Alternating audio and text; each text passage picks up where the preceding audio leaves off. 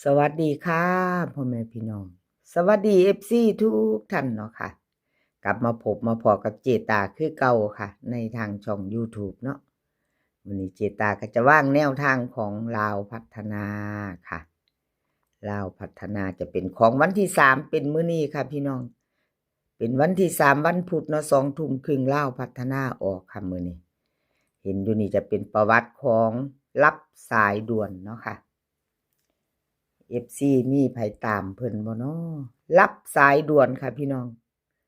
105 3ตัวบน41ค่ะเพิ่นออกตัวเน้นตัวเจาะพร้อมเด้อค่ะพี่น้องรับสายด่วนแบบบ่ต้องได้กลับค่ะไม่ต้องกลับ41ตรงๆเนาะของรับสายด่วนค่ะรับสายด่วนวันที่1ที่ผ่านมาค่ะลาวพัฒนาFC มีไผตามไผได้บ่วันที่28ก็เข้าไปตัวหนึ่งค่ะ2ตัวมา1ตัววันที่26หลุดค่ะ3งวดเจตาให้เบิ่งให้ดู3งวดเข้ามางวดหนึ่งค่ะหลุดไป2งวดเนาะวิ่งรูดเขางวดเดียวนี่คือประวัติของรับสายด่วนค่ะให้ชัดเจนเนาะค่ะพี่น้องเขาคือเขาหลุดคือหลุดบ่มีกักพี่น้องเนาะบ่มีกักช่องของเจตาผ้ารวยหลุดคือหลุดเขาคือเขาค่ะชัดเจนให้ FC เห็นบ่ว่าจะมาโซ่มาให้เบิ่งประวัติ2งวดหรือว่า3งวดเนาะค่ะบางคลิปก็น้อยบางคลิปก็หลายเนาะรับสายด่วนค่ะมาแล้วแนวทางใหม่ของเพิ่นมาติดตามกันต่อมื้อแลงค่ะมาไปใหม่ไปต่อไผยังบ่ทันได้ติดตามเพิ่นไผยังบ่ทันได้พิจารณาถ้าชอบก็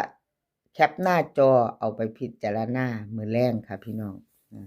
ชอบก็จัดขัดก็ผ่านเนาะรับสายด่วนเลขทุกตัวเอามาวางเพื่อเป็นแนวทางค่ะโปรดใช้วิจารณญาณในการรับชมเป็นอย่างสูงรับชมรับฟังเป็นเพียงแนวทางครับพี่น้องอะไรก็เกิดขึ้นได้สำหรับแนวทางเนาะมีเขามีรุดเขา2ตัวเขาตัว1เขา3ตัวเขาตัวตดเนาะค่ะไม่มีอะไรแน่นอนเป็นเพียงแนวทางเนาะค่ะรับสายด่วนค่ะลาวพัฒนา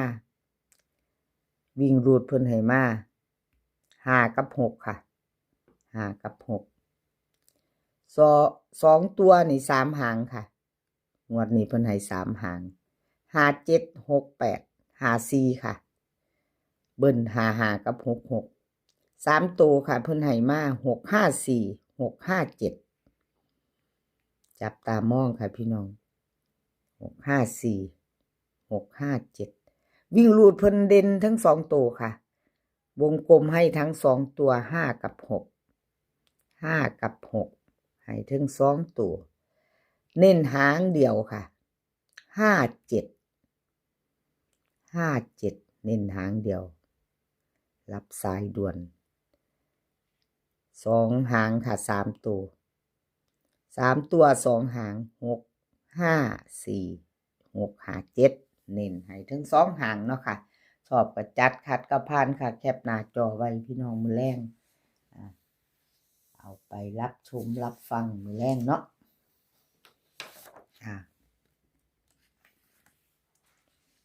มาแล้วค่ะ FC ผู้รอคอยเพิ่นถามหาพี่น้องเจตาจัดให้แล้วเด้อเพิ่นว่าเจตาขอแต้วแน่ว่าซั่น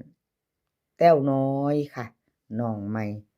ในช่องของเจตาในงวดนี้เนาะค่ะขอยินดีต้อนรับกับขอบุญขอบคุณแต้วน้อยค่ะที่ให้แนวทางมาวางทางช่องต้นฉบับเพิ่นอยู่ที่ช่องเลขล็อกกิกเด้อค่ะให้ชัดเจนเนาะเจตาขอเพิ่นมา FC ถามหาแต้วน้อยต้นฉบับอยู่ที่เลขล็อกกิกกับขอบุญขอบคุณเลขล็อกกิกค่ะแล้วก็ทั้งแต้วน้อยเนาะทั้ง2ท่านเนาะที่ให้แนวทางมาวางทางช่องของเจตากับขอบพระคุณหลายๆแต้วน้อยเพิ่งเป็นครั้งแรกบ่มีประวัติเนาะค่ะพี่น้องไม่มีประวัติมาลุ้นกันวันที่3มื้อนี้ค่ะมื้อแรกครั้งแรก เขามาในช่องของเจตาผ้ารวยเพิ่นให้มาว่างเป็นครั้งแรกในวันที่3ของเดือนธันวาเนาะพี่น้องวันที่3ของเดือนธันวาค่ะแต้วน้อยผู้น่าฮักซื้อเพิ่นก็แต้วน้อยเนาะตาฮักบ่พี่น้องวิ่งลูดค่ะวิ่งลูดเพิ่นให้มาลาวพัฒนามื้อแรง8กับ0ค่ะ8กับ0 2ตัว4หาง8088 3000ค่ะ3ตัวค่ะ3หาง2หาง808 803วิ่งดูดเด่นทอกันค่ะแต้วน้อยให้8กับ0 2ตัวค่ะ4หางเน้น2หาง80กับ30ค่ะ3ตัวเน้น2หาง808 803แคปหน้าจอค่ะ FC แต้วน้อยผู้รอคอยเนาะค่ะผู้เพิ่นถามหาเจตาจัดให้แล้วค่ะมาแล้วชอบของผู้ใดเซียนใดเนาะค่ะFC คอมเมนต์เข้ามาได้แนะนำเข้ามาบอกมาได้เนาะค่ะคอมเมนต์เข้ามาได้ถ้าเจตาอ่านผิดอ่านพลาดเขียนผิดก็กราบขอโทษขออภัยติเพื่อกอค่ะคอมเมนต์บอกกันมาเนาะพี่น้องป้องไปทุกท่านเป็นคนที่สำคัญสำหรับเจตาที่สุดค่ะกำลังใจเนาะค่ะผู้เพิ่นเข้ามารับชมรับฟังติเพื่อก่อน้อมรับทุกคำติชมค่ะเจตาน้อมรับทุกคำติชมเนาะมาไปต่อค่ะไปต่อเป็นของใคร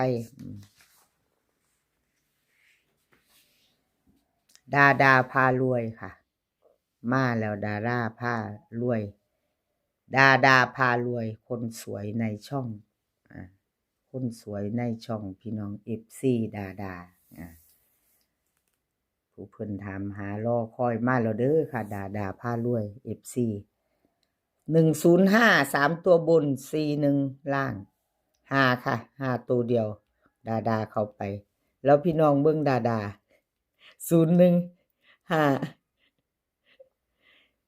ดาพารวยไหม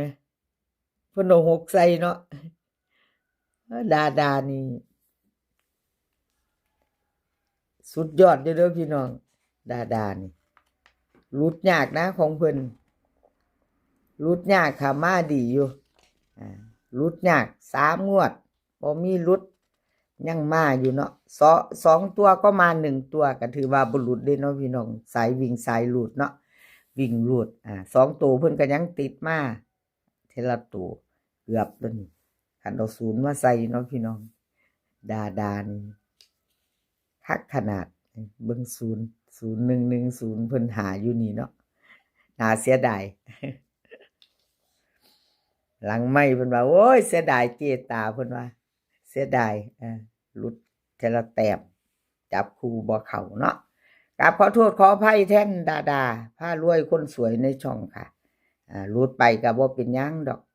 มีเข้ามีหลุดเป็นเพียงแนวทางก็ธรรมดาเนาะค่ะพี่น้องดาพารวยเพิ่นออกมางวดใด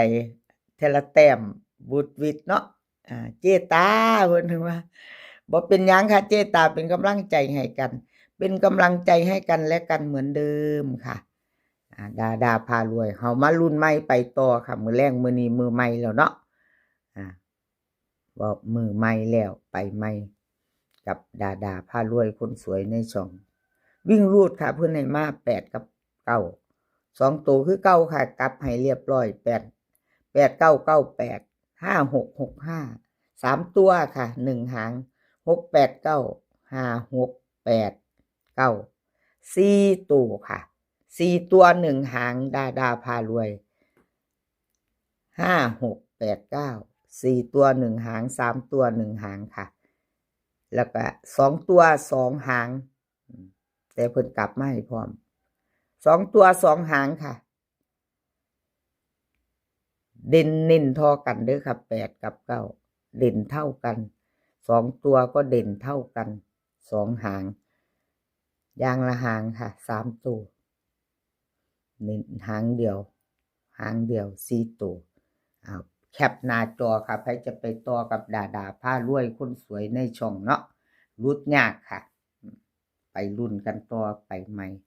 คลิปนี้ขอให้พี่น้องโชคดีมือแรงกับ3เซียนดังในคลิปนี้เนาะค่ะครับขอบคุณดาดาพารวยที่ให้แนวทางมาบ้างทางช่องให้มาตลอดเนาะค่ะ